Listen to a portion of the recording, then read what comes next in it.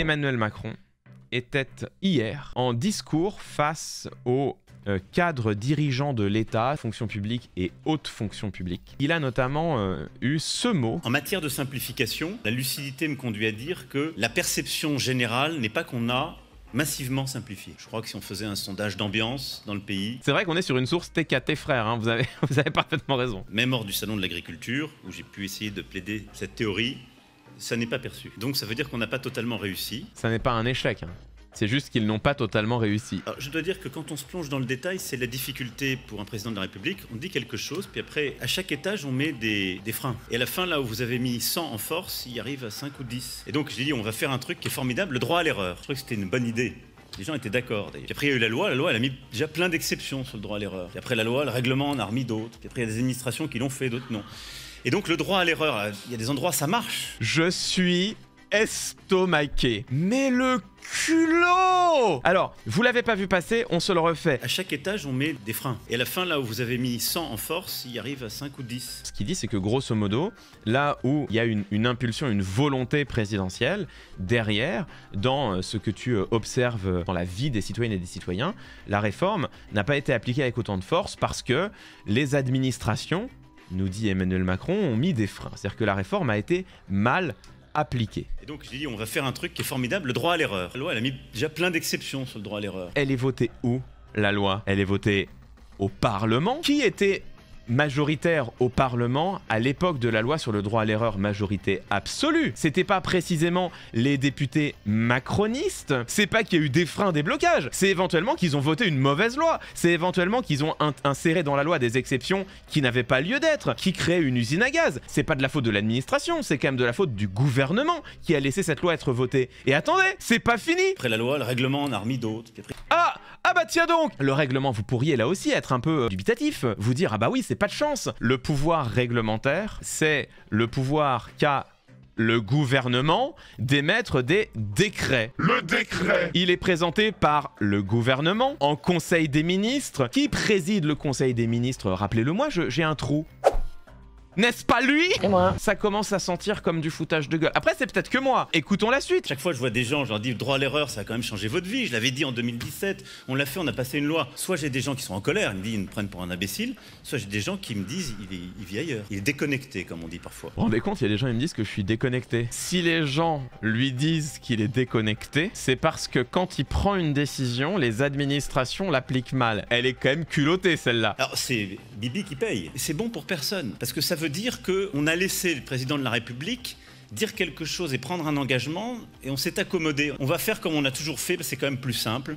Et donc, à chaque étage, on en a un peu enlevé. Il y a plein de choses qui sont éminemment contestables dans ce qu'il dit. Emmanuel Macron part de la question de la simplification, mais derrière, il relie cela, si vous voulez, aux critiques beaucoup plus générales dont il fait l'objet, notamment les critiques en déconnexion. L'administration n'applique pas mes réformes. Au premier abord, on pourrait admettre pourquoi pas l'éventualité. Une fois qu'il l'a argumenté, ça devient totalement inadmissible. C'est refuser la responsabilité d'une loi qui peut-être a été mal fagotée, mais cette responsabilité, c'est la sienne. Bon, première chose. Ensuite, derrière, il te dit, et puis après, c'est moi à qui on fait un procès en déconnexion. Alors, il commet ici un sophisme très particulier, donc un raisonnement totalement fallacieux qu'on appelle le sophisme par abduction. Ça consiste à partir d'une conséquence et à en inférer une cause et une seule qui l'expliquerait. Je vous donne un exemple. Si il pleut, alors le sol est mouillé. Ce raisonnement est valide. Mais si je vous dis, si le sol est mouillé, c'est qu'il a plu, ça c'est sophistique. Parce que le sol peut tout à fait bien être mouillé parce que le poissonnier d'à côté nettoyait son étalage. Et c'est exactement ce que fait Emmanuel Macron ici. Il dit, bah regardez, on me fait un procès en déconnexion. C'est bien parce que mes réformes sont mal appliquées par l'administration? Oui.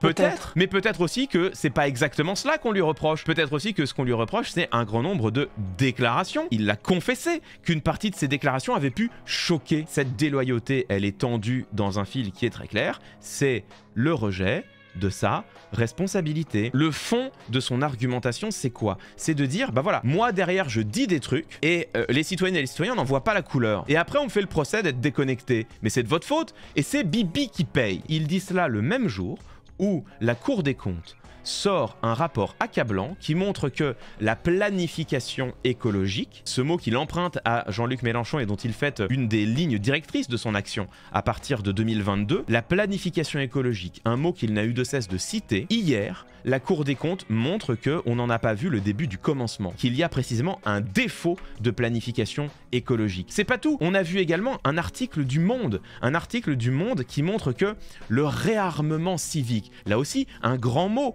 mis en avant par Emmanuel Macron, le réarmement civique allait de pair avec une promesse, celle de doubler les heures d'enseignement moral et civique au collège dès la rentrée prochaine. C'est un engagement précis que le président de la République a donné en janvier dernier. Que dit l'article du Monde publié lui aussi hier? Cette réforme de l'enseignement moral et civique n'a absolument pas lieu et que cet engagement pris de doubler les heures de cours de MC en septembre prochain, cet engagement ne sera pas tenu. Il n'y a absolument rien de prêt et il n'y a pas les moyens pour que cela ait lieu à la rentrée suivante. Allez, troisième exemple, le chèque alimentaire. Là encore, une belle promesse. Que s'est-il passé? Rien. Ils l'ont répété pendant des mois et des mois et des mois. On y travaille. Jusqu'à 2 ans plus tard, Bruno Le Maire qui balaye la promesse d'un revers de la main en disant non mais je ne signe pas de chèque en bois. On a 3 exemples dans lesquels le président de la République a fait une promesse. Promesse formulée en des termes ronflants. Et derrière, le président de la République vient dire bah regardez, il y a de la déconnexion. Moi, j'impulse une volonté politique et l'administration ne suit pas. Ces 3 exemples-là,